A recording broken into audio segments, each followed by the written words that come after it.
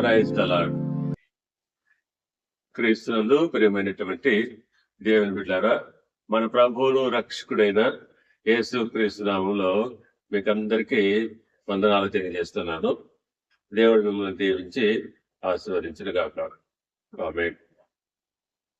ప్రత్యేకంగా ఈరోజు శుక్రవారపు విజ్ఞాపన ప్రార్థనలో ప్రత్యేకించి హన్న విజ్ఞాపన గురించి మనము ధ్యానం చేసుకుందాము. ముందుగా చిన్న ప్రార్థన చేసుకుందాం. మహాపరిశుద్ధుడా, జీవగల మా తండ్రి, నీకు వందనాలు చేస్తూ ఈ యొక్క విజ్ఞాపన ప్రార్థనలో నా ప్రభు మేము ధ్యానించుకునేటువంటి అంశాన్ని బట్టి ప్రార్థిస్తాం. హన్న విజ్ఞాపన గురించి ప్రార్థిస్తుండగా నా ప్రభా జ్ఞానం ఒక దయచేయండి, నడిపింపు దయచేయండి, వినగలిగేటువంటి చెవి, గ్రహించుకునేటువంటి మనసు వీళ్ళకందరికీ దయచేయమని కోరుకుంటూ కావలసిన వాక్శక్తిని మనము నాకు అనుగ్రహించమని మా ప్రభువును రక్షకుడైన యేసు క్రీస్తు నామములో ప్రార్థించి వేడుకొంచున్నాం తండ్రి. ఆమేన్. పిల్లరా, బైబిల్ అంతట్లో అనేక రకాలైనటువంటి విజ్ఞాపన ప్రార్థనల్లో హన్నా చేసినటువంటి విజ్ఞాపన ప్రార్థన చాలా ప్రాముఖ్యమైనటువంటి ప్రార్థనగా మనము గమనించవచ్చు. ఇప్పుడు మనము హన్నాని గురించి క్లుప్తంగా మనము తెలుసుకోవాల్సిన వారమై ఉంటున్నాము. ఇక్కడ ఎఫ్రాయిము మన్యపు వాడైనటువంటి ఎఫ్రాయిముడైనటువంటి ఎల్కానా అనేటువంటి ఒక మనుషుడు ఉండేవాడు. అతనికి ఇద్దరు భార్యలు, హన్నా, పెనిన్నా. హన్నాకు పిల్లలు లేదు, పెనిన్నాకు పిల్లలు కలిగి ఉన్నారు. అందును బట్టి హన్నా ఎప్పుడు తన భర్తతో విచారాన్ని వ్యక్తం చేస్తూ ఉండేది. అందును బట్టి ఎల్కానా తన భార్యను ఓదార్చుతూ ఆమెను ధైర్యపరుస్తూ ముందుకు తీసుకువెళ్తూ ఆమెను ఎక్కువగా ప్రేమిస్తూ ఉండేవాడు. అయినప్పటికీ కూడా ఆమె ఎంత మాత్రము కూడా ఓదార్పు పొందనొల్లక ఉంటూ ఉండేది. అయితే వారు ప్రతి ఏటా షిలోహు అనేటువంటి ప్రార్థన మందిరానికి మొక్కుబడులు చెల్లించుకునేదానికి వెళ్తూ ఉండేవారు. ఆయన కుటుంబ సమేతంగా ఈ షిలోహు మందిరానికి ప్రతి ఏటా వెళ్ళడం అనేటువంటిది వాడుకగా ఉంటూ ఉండేది. ఈ క్రమంలోనే ఆ సంవత్సరం కూడా వారు షిలోహు మందిరములకు వెళ్ళినప్పుడు అక్కడ వారు అన్నపానములు పుచ్చుకొని విశ్రాంతి తీసుకునేటువంటి ఆ సమయంలో హన్నా ఆ మందిరంలో ఒక మూల కూర్చొని ఏకాంతంగా ప్రార్థనలో ఉంటూ ఉన్నది. అయితే ఆ షిలోహు మందిరములో ఉన్నటువంటి యాజకుడు అనేటువంటి ఏలి ఆమె యొక్క ప్రార్థనను గమనిస్తున్నాడు. ఆమె పెదవులు మాత్రమే కదులుతున్నవి కానీ ఆమె ఎటువంటి స్వరము బయటకు రావడం లేదు. ఆమె మనస్సులో దేవుని ఏకాంతంగా ప్రార్థించుకుంటూ ఉన్నది. అయితే ఇక్కడ మనము ఈ యొక్క ప్రార్థనలో ఉన్నటువంటి కొన్ని ప్రాముఖ్యమైనటువంటి విషయాలను మనము ధ్యానం చేసుకోవాల్సిన వారుగా ఉంటున్నాము. ఈమె ప్రార్థన ఎందుచేత ఒక గొప్ప విశేషం మనకు తెలుస్తుందంటే, ఇక్కడ ప్రాముఖ్యంగా మనం ఒక 5 అంశాలు మనం ఈరోజు ధ్యానం చేస్తాం. ఆమె ప్రార్థన మొదటిగా గొప్ప భారము కలిగిన ప్రార్థన, భారముతో ప్రార్థిస్తుంది. ఆమె ఎంతో భారంతో ప్రార్థిస్తుంది. 10వ వచనంలో చూసినట్లయితే, బహు దుఃఖాక్రాంతురాలై వచ్చి యెహోవా సన్నిధిని ప్రార్థన చేయించు బహుగా ఏడ్చుచుండెను. భారభరితమైనటువంటి హృదయంతో హన్నా ప్రార్థిస్తుంది. భారభరితమైనటువంటి హృదయం. ఆమెకు ఎందుకు ఆమె దుఃఖము, ఆమెకున్నటువంటి ఆ యొక్క కొరత, సంతానము లేదు అనేటువంటి ఆ యొక్క బాధ, తద్వారా ఆమెకు కలుగుతున్నట్టు నింద, అవమానము, ఇవన్నీ కూడా ఆమెకు బహు దుఃఖాన్ని కలుగు చేస్తున్నాయి. అందుచేత ఆమె హృదయం ఎంతో దుఃఖంతో నిండిపోయి ఉంది.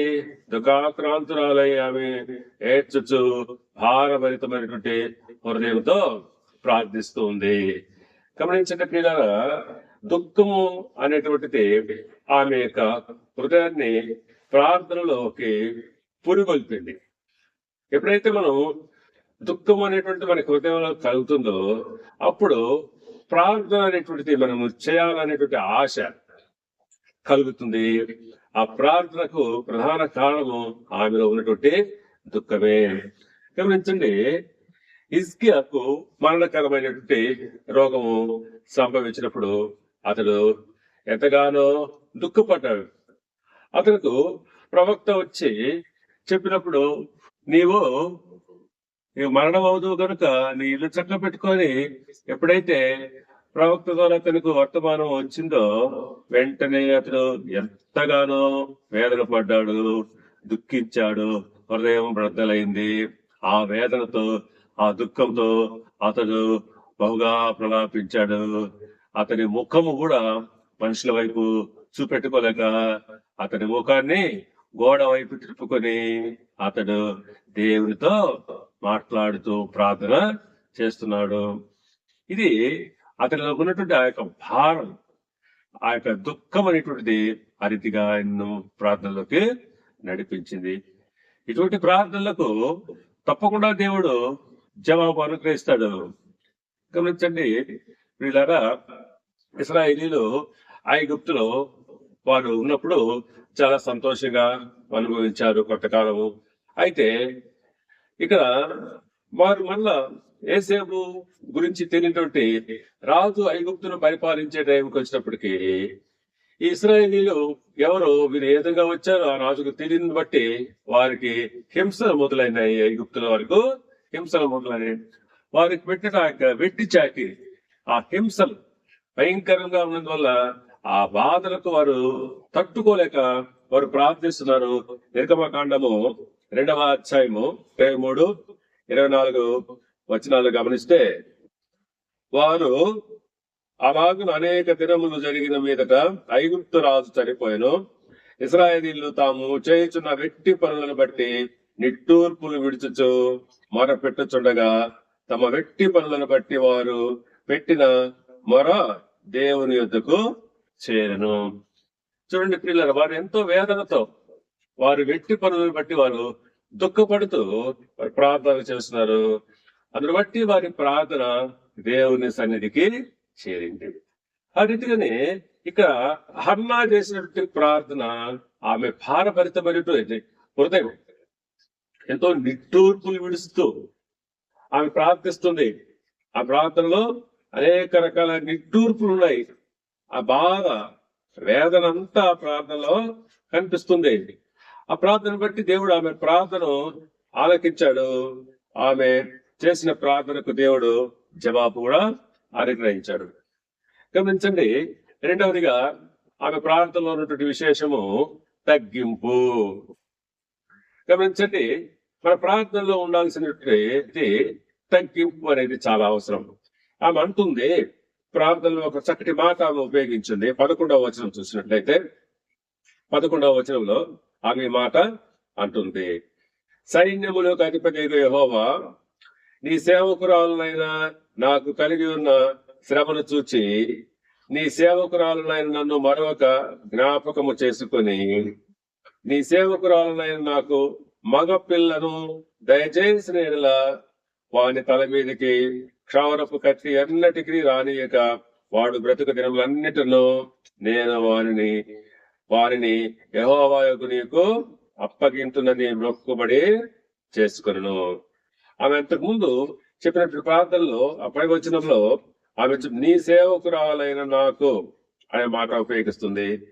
అంతకుముందు ఆమె నన్ను జ్ఞాపకము చేసుకోను అని కూడా మాట్లాడుతుంది. ప్రార్థనలో ఎంతో వినయం, ఎంతో తగ్గింపు మనకు స్పష్టంగా ఆమె ప్రార్థనలో కనిపిస్తూ ఉంది. ఆ ప్రార్థన, అటువంటి ప్రార్థన మనం చేయాలా. మనం చేసేటువంటి ప్రార్థనలో దేవునికి మనం చేసుకునేటప్పుడు ఎంతో వినయము, తగ్గింపుతో మనం ప్రార్థించినట్లయితే తప్పకుండా దేవుడు దానికి మనకు జవాబు అనుగ్రహిస్తాడని మీకు తెలియజేస్తున్నాను.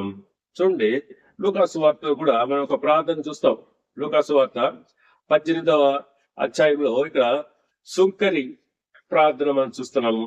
ఆ సుంకరి ప్రార్థన మనం ఎంతో విశేషమైన ప్రార్థన. బైబిల్ అంతట్లో ఈ ప్రార్థనలో ఆ సుంకరి ప్రార్థన మనము చూస్తాము.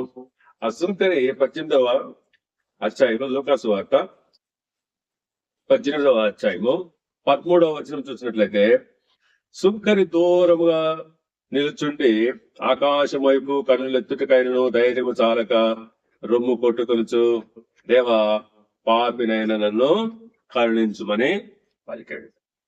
సుంకరి ప్రార్థన దేవుడు విన్నాడు, ఆ ప్రార్థన ఆలకించాడు. పరిసయ్యుడు చేసినటువంటి ప్రార్థన దేవుడు ఆలకించలేదు. ఎందుకంటే ఆ పరిసయ్యుని ప్రార్థనలో విధేయత లేదు, వినయము కనిపించలేదు, తగ్గింపు కనిపించదు. తన అహంభావము, తనకున్నటువంటి హోదాన్ని బట్టో, తనకున్నటువంటి ధనాన్ని బట్టో అతడు తను తాను హెచ్చించుకుంటున్నాడు. అయితే ఈ సుంకరి తను పాపిని అని అనుకుంటున్నాడు. అందుని బట్టి ఆయన అంటున్నాడు, దేవా పాపినైన నన్ను కరుణించు. ఆ ప్రకారంగానే హన్నా కూడా దేవునికి ఎంతో వినమ్రంగా మనం చేసుకుంటుంది. ఆమె అంటుంది కదా, నన్ను జ్ఞాపకము చేసుకును, నీ సేవకురాలైన నన్ను జ్ఞాపకము చేసుకున్నాము అని హన్నా విజ్ఞాపన చేస్తుంది పిల్లరా. ఆ ప్రకారంగానే 3వ విషయము, ఆమె ప్రార్థనలో స్పష్టత ఉంది. మనం చేసే ప్రార్థనలో స్పష్టత ఉండాలి. ఏదైతే మనం అడుగుతున్నామో అది మనకు ఖచ్చితంగా తెలిసి ఉండాలి. అదే మనం దేవుణ్ణి అడగాలి. ఆమె ఎంతో స్పష్టంగా ప్రార్థిస్తుంది. తనకి ఏమైతే కావాలో అది ఆమె అక్కడ అడుగుతుంది. చూడండి, ఆమె తన దేవుణ్ణి ఏదైతే అడగాలనుకుంటుందో అది ఆమెకు స్పష్టంగా తెలుసు. ఆమె ఒక చక్కగా ఆమె మాట్లాడుతుంది, మగ పిల్లను నీ సేవకురాలని నాకు మగ పిల్లను దయచేసిన ఎడలా అంటారు. ఇది స్పష్టత. నువ్వేం కోరుకుంటున్నావో నీ దేవునికి నువ్వు స్పష్టంగా చెప్పావా? ఎప్పుడైనా మనం కావాలనుకుంటాం, అది కావాలనుకుంటాం, ఇది కావాలనుకుంటాం, ఏదేదో మనం దేవుని అడుగుతాం కదా. మన ప్రాంతంలో మనకే స్పష్టత లేనప్పుడు దేవుడు దాన్ని నీకు అనుగ్రహించడానికి వీలుండదు. కాబట్టి ప్రియా దేవుని బిడ్డలారా, మన ప్రార్థనలో స్పష్టత ఉండాలి.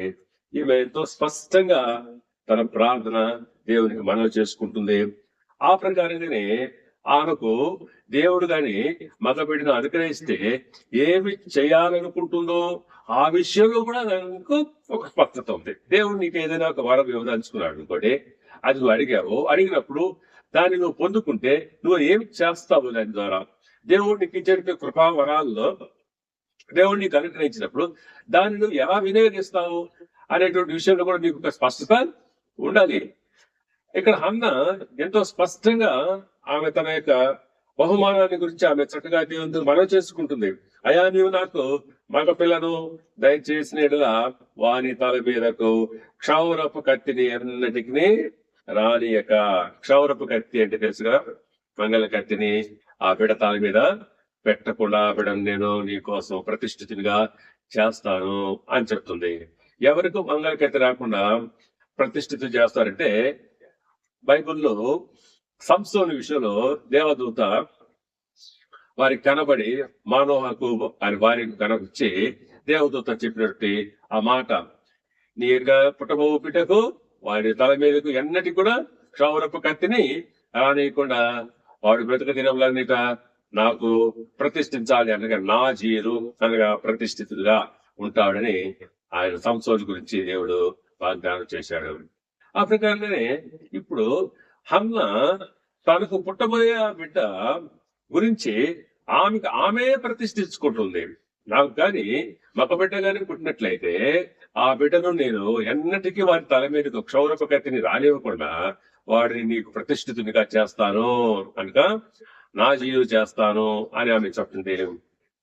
మనము దేవునికి మన బిడ్డలను సమస్తమును మనం దేవునికి అప్పగించుకునేటువంటి వారంగా ఉంటున్నామా ఒక్కసారి మనము ఆలోచించుకున్నట్లయితే తప్పకుండా ఈ రోజుల్లో మనము దేవుడు మనకి ఇచ్చేటువంటి ఏ బహుమానమైనా సరే దాన్ని మనం దేవునికి అప్పగించుకొని దేవుని చేతుల్లో పెట్టి దేవునికి ప్రతిష్ఠించుకున్నప్పుడు అది మనకు సద్వినియోగం అవుతుంది.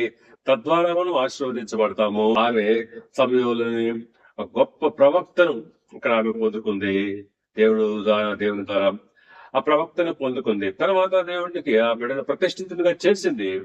ఆమె ప్రతిష్ఠితుగా చేసుకున్న తర్వాత మళ్ళా దేవుడు ఆమెకు సంతానాన్ని అనుగ్రహించాడు, కుమారులను అనుగ్రహించాడు. ఎంతగానో ఆ దేవుడి ఆశీర్వాదం ఆమె పొందుకుంది, దీవెనకరంగా ఆమె జీవించింది. కాబట్టి ప్రార్థనలో ఏముండాలి? స్పష్టత ఉండాలి. 4వదిగా నమ్మకము, విశ్వాసం అనేది మన ప్రార్థనలో ఖచ్చితంగా ఉండాలి. నమ్మకం అనేటువంటి లేకుండా మనం ప్రార్థించినట్లయితే ఆ ప్రార్థనకు సరైనటువంటి విలువ ఉండదు. తప్పనిసరిగా మనం చేసే ప్రార్థన విశ్వాసంతో కూడిన విశ్వాస సహితమైన ప్రార్థన రోగిని స్వస్థపరుస్తుందని చెప్పారు. మనం ప్రార్థన చేసి దేవుని నమ్మాలి. అందుగా హెబ్రీ పత్రికలు అంటారు కదా, దేవుని ఎదుకు వచ్చేవారు ఆయన ఉన్నాడనియో ఆయన అడుగు వారికి ప్రతిదీ కూడా అనుగ్రహిస్తాడని మీరు నమ్మవల్లే కదా అన్నారు కదా. కాబట్టి మనం స్పష్టంగా దేవుణ్ణి మనం ఏదైతే అడుగుతున్నామో అది దేవుడు మనకు అనుగ్రహిస్తాడని మనం దేవుడి దగ్గరికి వచ్చినప్పుడు అది మనము నమ్మాలి కదా అంటాడు. అవును, నమ్మాలి. ఆ ప్రకారంగానే ఈ యొక్క హన్న తను ప్రార్థించిన ప్రార్థన దేవుడు తనకు అనుగ్రహిస్తాడని ఏలీ చెప్పినప్పుడు, అమ్మా ఇక్కడ అంటాడు కదా, అదే మొదటి సమయంలో మొదటి అధ్యాయము 17-18 వచనాల్లో గమనిస్తే, అంతటా ఏలీ నీవు క్షేమముగా వెళ్ళుము, ఇశ్రాయేలు దేవునితో నీవు చేసుకున్న మనవిని ఆయన దయచేయునుగాక అని ఆమెతో చెప్పగా ఆమె అతనితో, నీ సేవకురాలనైనా నేను నీ దృష్టికి కృపనొందునుగాక అనెను. తర్వాత ఆ స్త్రీ తన దారిని వెళ్లిపోయి భోజనము చేయించు నాట నుండి దుఃఖముఖిగా నుండుట మానెను. ఎప్పుడైతే నీ దగ్గర నుంచి చక్కటి మాట ఆమెకు వచ్చిందో, అమ్మా నీ ప్రార్థన నువ్వు ఇశ్రాయేలు దేవుడు అయినటువంటి యెహోవాతో నువ్వు చేసుకున్న మనవి ఆయన నీకు దయచేయను గాక అని ఇప్పుడు వాగ్దాన పూర్వకంగా చెప్పాడు. ఆ మాటను ఆమె నమ్మింది, విశ్వసించింది. ఎప్పుడైతే ఆమె నమ్మకం కుదిరిందో ఆ రోజు నుంచి ఆమె భోజనము చేయించు దుఃఖముఖిగా ఉండుట మానెను అంటాడు. అనగా ఇదివరకైతే ఆమె హృదయంలో భారం ఉంది, వేదన ఉంది, దుఃఖం ఉంది. ఇప్పుడైతే హృదయంలో ఆ దుఃఖము ఎగిరిపోయింది. ఈ దుఃఖ దినములు సమాప్తములగును అని వాక్యంలో చెప్పిన రీతిగానే ఆమె దుఃఖం అంతా కూడా సంతోషంగాను నాట్యంగాను మార్చబడింది. కేవలము ఆమె నమ్మకము, విశ్వాసము. కాబట్టి పిల్లారా, మనం ప్రార్థించేటప్పుడు మన ప్రార్థన అంతా కూడా దేవుడు అనుగ్రహిస్తాడని నువ్వు నమ్మాలి. అలా నువ్వు నమ్మకుండా విశ్వాసం లేకుండా నువ్వు ప్రార్థన చేసి ఆ ప్రార్థన దేవుని దగ్గర మనకు అనుగ్రహించబడుతుందో లేదో అని అవిశ్వాసంతో ఉన్నట్లయితే ఆ ప్రార్థనకు మనకు ఎటువంటి ఫలితం ఉండదు. కానీ ఎప్పుడైతే నువ్వు ప్రార్థించిన ప్రార్థన దేవుడు అంతటికీ అది పొంది ఉన్నామని మనం నమ్మినట్లయితే అది మనకు దొరుకుతుందని వాక్యం తెలియజేయబడుతుంది. కాబట్టి పిల్లరా, నమ్మకం అనేటువంటిది ఆ హన్నా ప్రార్థనలో ఉండేటువంటి 4వ అంశము. చివరిగా కృతజ్ఞత. మన ప్రార్థనలో ఉండాల్సిందే కృతజ్ఞత పూర్వకంగా ఉండాలి. చాలా సందర్భాల్లో దేవుడు మనం చేసిన ప్రార్థనకు ఆయన జవాబు ఇస్తాడు, ఆ బహుమానం అనుగ్రహిస్తాడు. బహుమానం అనుగ్రహించిన తర్వాత మనం దేవునికి కృతజ్ఞత కలిగిన వారుగా ఉండాలి. కృతజ్ఞత లేని వారుగా ఉంటే ఏం ప్రయోజనము? హన్న ఎంత కృతజ్ఞత కలిగి ఉందో, దేవుడు ఆమె ఏం చెప్పింది? నాకు మగ బిడ్డను అనుగ్రహించినట్లయితే వాడు బ్రతుకు దినములన్నిట వాడు నీకు నేను సమర్పించుకుంటాను, యెహోవాకు సమర్పించుకుంటాను, నీకే అర్పిస్తాను, తిరిగి నీకే ఇచ్చేస్తాను. నాకు ఒక మగబిడ్డ నీవు, తిరిగి నేను మరలా నీకు ఆ బిడ్డను ప్రతిష్ఠిస్తానని చెప్పింది. ఆ మాట చెప్పింది చెప్పినట్టుగా ఆమె గుర్తుంచుకుంది. ఆ బిడ్డ దేవుడు ఆమెకు ప్రార్థన ఆలకించి ఆమెకు ఒక బిడ్డను అనుగ్రహించాడు. అనుగ్రహించిన తర్వాత ఆ బిడ్డ పాలు మానేంత వరకు ఆ బిడ్డను క్షేమంగా పెంచి, ఆ బిడ్డ పాలు మానిన తర్వాత ఆ బిడ్డని మందిరానికి తీసుకొచ్చింది. శిలోహు మందిరానికి తీసుకొచ్చింది. ఆయనకు జ్ఞాపకం చేస్తుంది, అయ్యా ఆనాడు నేను నీకు ఒక మాట చెప్పాను, నా బిడ్డను ఈ మందిరంలో నేను దేవునికి ప్రతిష్ఠించుకుంటానని నేను చెప్పాను. ఆ రోజు మాట్లాడిన ఆ స్త్రీని నేనే అని ఏలీకి జ్ఞాపకం చేసుకుంటూ ఆమె ఆ బిడ్డను తీసుకొచ్చి మందిరంలో ప్రతిష్ఠించింది. ఎప్పుడైతే ఆ బిడ్డను ఆ మందిరంలో ప్రతిష్ఠించాడో ఆ బిడ్డ అప్పటి నుంచి ఆయనకు దేవునికి ప్రతిష్ఠితుడయ్యాడు. చూడండి 28వ వచనం చదువుకుందాం. మొదటి అధ్యాయం 28వ వచనంలో, కాబట్టి నేను ఆ బిడ్డను యెహోవాకు ప్రతిష్ఠించుచున్నాను, తాను బ్రతుకు దినములన్నిటిలో వాడు యెహోవాకు ప్రతిష్ఠితుడని చెప్పాను. ఇది కృతజ్ఞత అంటే. ఇటువంటి కృతజ్ఞత కలిగిన వారిగా మనము ఉండాలి. ఒకసారి ప్రభు 10 మంది కుష్ఠరోగులను బాగు చేశాడు. బాగు చేస్తే వారందరూ వెళ్ళిపోయారు, కానీ ఒక్కడు మాత్రం తిరిగి వచ్చాడు. వాడు ఎంతో కృతజ్ఞతగా ఆయన దగ్గరికి తిరిగి మళ్ళా వచ్చి ఆయనకు కృతజ్ఞత చెల్లించాడు. ఆయన దగ్గర పాదాల మీద పడ్డాడు సమరయుడుగా. అతడు సమరయుడని రాయబడి ఉంది. చూడండి పిల్లరా, మిగతా ప్రభు అన్నాడు, ఆ 90 ఎక్కడ కృతజ్ఞత లేని వారుగా వారు ఉంటున్నారు. దేవుడు చేసిన మేళ్ళను బట్టి మనం కృతజ్ఞత లేని వారుగా జీవించినట్లయితే ప్రయోజనం ఉండదు. కానీ దేవుడికి కృతజ్ఞత కలిగిన వారుగా ఉన్నప్పుడు తప్పకుండా దేవుడు మరి ఎక్కువగా మనల్ని ఆశీర్వదిస్తాడని మీకు నేను ఈ సందర్భంగా తెలియజేస్తున్నాను. కాబట్టి దేవుని బిడ్డలారా ముగిస్తున్నాను. హన్నా యొక్క ప్రాంతంలో గొప్ప విశిష్టతలు మనం ఇప్పటి వరకు తెలుసుకున్నాము. ఆమె ప్రార్థన భారభరితమైన ప్రార్థన. రెండవది తగ్గింపు ప్రార్థన. మూడవది స్పష్టతతో కూడిన ప్రార్థన. మూడవది విశ్వాసంతో కూడిన ప్రార్థన. నాలుగవది కృతజ్ఞతా భావంతో కూడిన ప్రార్థన. ఇట్టి ప్రార్థన మనం కలిగి ఉండాలని మీకు తెలియజేస్తూ ముగిస్తూ ఉన్నాను. దేవుడు యొక్క వాక్య భాగం దీవించి ఆశీర్వదించి వర్ధిల్ల చేయనుగాక. ఆమేన్. తండ్రి, కుమార, పరిశుద్ధాత్మ దేవుని దీవెనలు వాక్యము విన్న వారందరి మీదను ఇప్పుడు ఎల్లప్పుడు సదాకాలం ఉండనుగాక. ఆమేన్.